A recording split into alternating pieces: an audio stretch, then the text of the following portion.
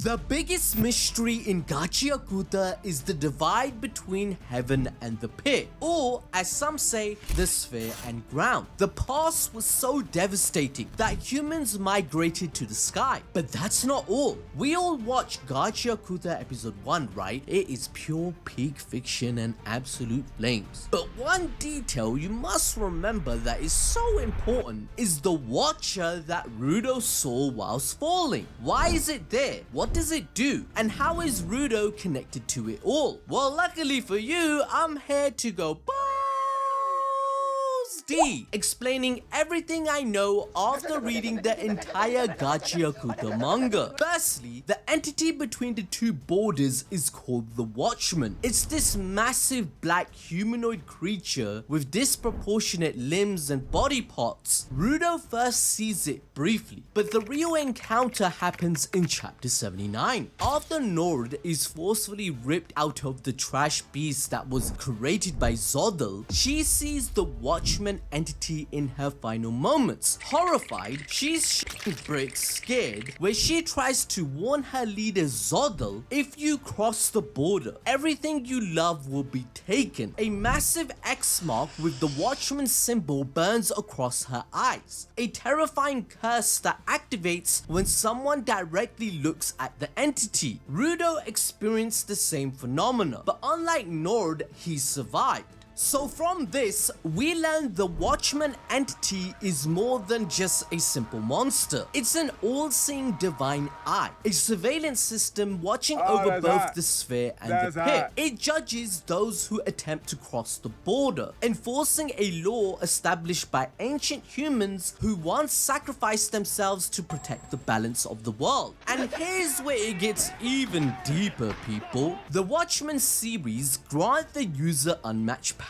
Whoever wields them all becomes the strongest character in the entire series. So it's likely that Rudo's ancestor, known as Canis Surebrec, created the huge entity with his best friends for this very reason: to guard the border, judge intruders, and uphold the peace between the realms. That would also explain why those who carry his bloodline or the Watchman gear, they can survive the entity's judgment. Rudo, being a Surebrec, survives the X mark. Now when we link this to chapter 87, it starts to make a lot more sense. Rudo discovers a painting in Canvas Town from over 200 years ago. The first leader of the town was known as Makaka Aiku, who painted 4 symbols of his best friends with a Watchman entity that has an all-seeing eye. One of those symbols is that of Canis Surebrec, whose logo is on the strongest weapons of the world. But since there are 3 other best friends with their own respective logos, it foreshadows that they are other vital instrument series, as Tamsey, known as the Angel, even he admitted in chapter 111 that the Watchman series isn't even its real name. It's part of something much bigger that no one understands. Now, I want you guys watching the video take a look at the second logo for one of Canis's best friends. It's exactly the same as the leader of cleaners named Corvus. He has an all-seeing eye instrument and tattoo at the back of his head. This means Corvus's ancestry is linked to the past just like Rudo. But it gets crazier. The second flower-like pattern, I did some deep research just for you guys because I love Gachiakuta, you love Gachiakuta, so I went proper deep. Right, so the second flower-like pattern, you see it, right? Well, that's linked to the Hell God. Kyoka wears a commander's general's coat, and look at its tails, it matches the design.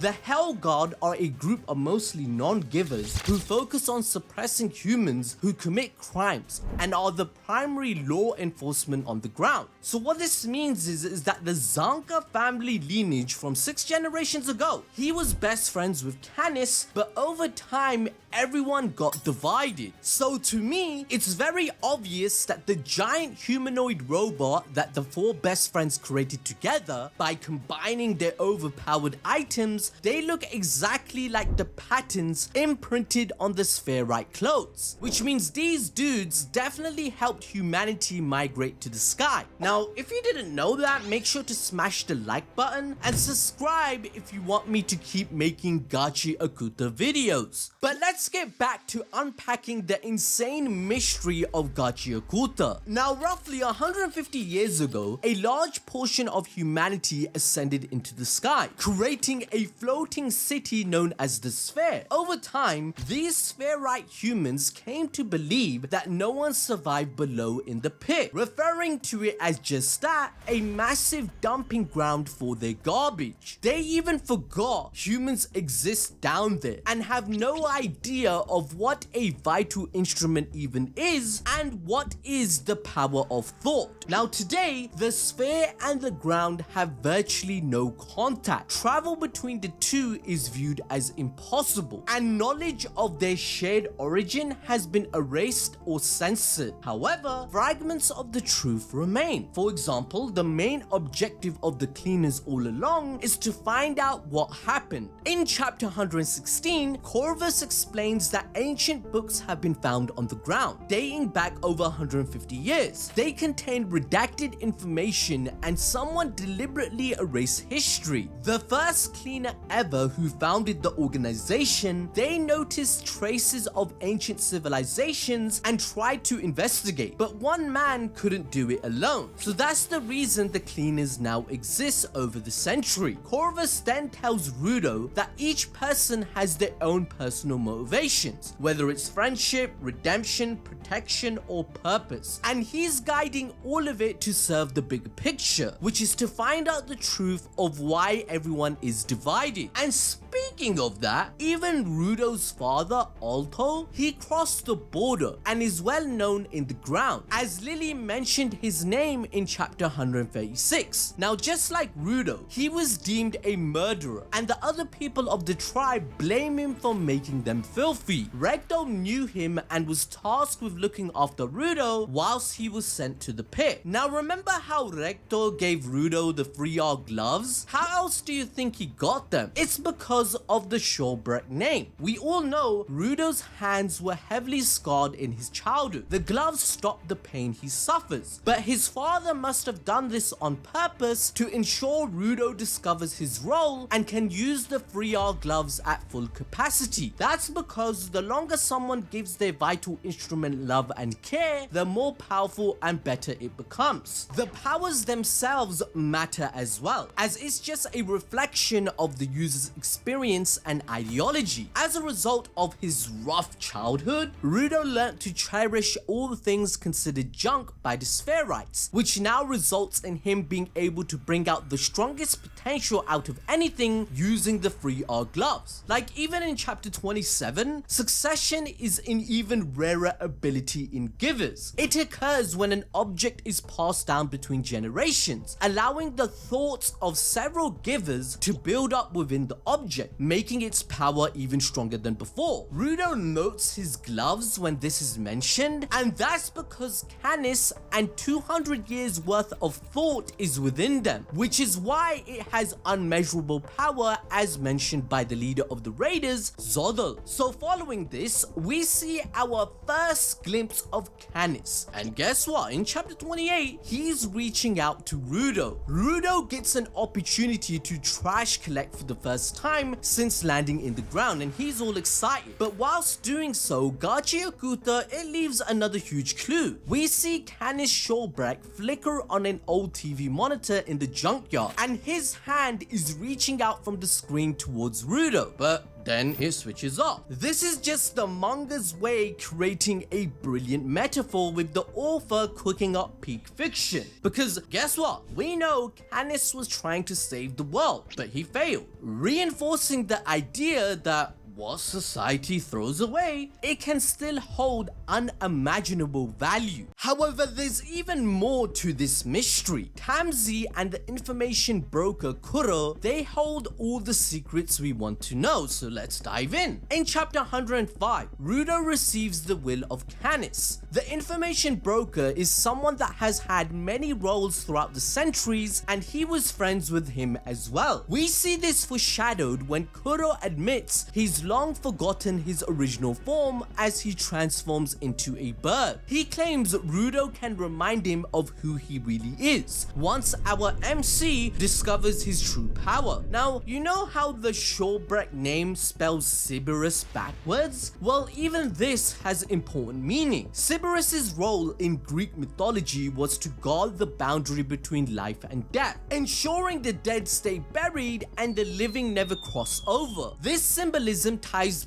perfectly into Gachiakuta because in chapter 81, Zodal rewards Bundus with a statue of Canis, referring to it as an antique. The statue shows Canis holding a shovel, a direct nod to his title as the Undertaker. Just like Ceberus, Canis was someone who guarded the threshold between the ground and sphere. The four symbols from 150 years ago correspond to the Chimera, Sphinx, Hydra, Orthrus, and Ceberus, all who are, by the way, siblings in Greek mythology. This can't be a coincidence, people, because it perfectly aligns with Gachiakuta's story. Look at Zodal's surname, for example, Typhon. In mythology, Typhon nearly defeated the Olympian gods including Zeus, and this mirrors Zodal's goal in the story with the Raiders. He wants to challenge and bring down the sphere, the ruling power of Gachiakuta's world that seems to be superior, and they're absolute dickheads that we all hate,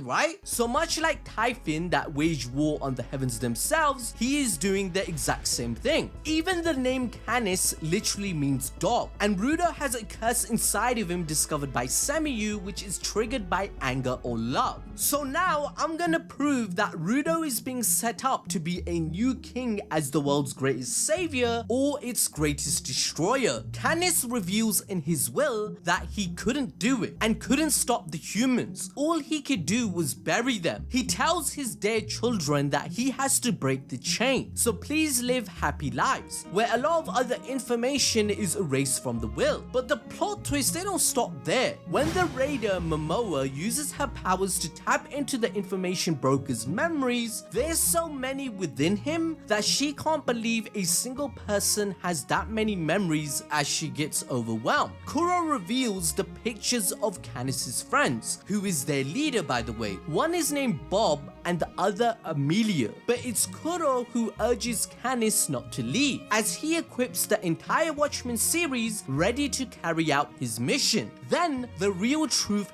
hits us. Gachiakuta is a dystopia, a society that thinks it's advanced, but it's actually living off hand-me-down tech from a lost civilization far more powerful than their own. And the craziest part is, the Spherites don't even realize it. The humans from 200 years ago had councils, structured leadership, and saw early reports of trash beasts as laughable myths. But now, the truth they ignored has evolved into a nightmare that they can't control. And this perfectly mirrors our real world, because Gachiakuta is telling us what happens when society refuses to treat the planet with care instead of focusing on profits, politics, and other garbage. We ignore the warning signs until eventually the trash fights back. Kuro then reveals something very important. You know how right now we are living in the age of misinformation? Anyone believes anything they see on social media, or the fact that AI can create lies that look real. Well, Kuro states the thing about information is that it's fragile. The more it gets shared, the more easily it loses its proper shape. Once it spreads in its misshaped form, it becomes possible to make new discoveries and thus gain even more information. He provides the raiders a tidbit of info for his own goal to gain his lost memories, the role he talked about Rudo has to give him but he no longer has access to. But in chapter 133, Rudo is foreshadowed to be the new king of the world. world, being a signal fire for an era that will change everything. Rudo is referred to as a device that makes the world go round, and in the past the world lost its ruler, but they are trying to make a new one. The Hell God were looking for a WMD device, but given the story's development, Rudo is attempting to destroy the Doll Festival to save all the brainwashed humans under Maimo. He feels sympathy for the choker maker Guntis, who is imprisoned as a slave. He too happens to have another item of the Watchman series. However, given the politics of the manga, the Hell God won't see Rudo saving this dude as justice, rather wanting to use Rudo for their own agenda. This is obvious given the fact in chapter 88 they visited Corvus to meet Rudo and take him away, but Corvus refused and Rudo hasn't committed any crimes, right? But after Rudo destroying the Doll Festival, the Hell God will finally have their reason. Eventually, in chapter 141, we literally see it declared that cleaners like Rudo deal with trash beasts every day. Mere humans look like insignificant specks to him, but in truth,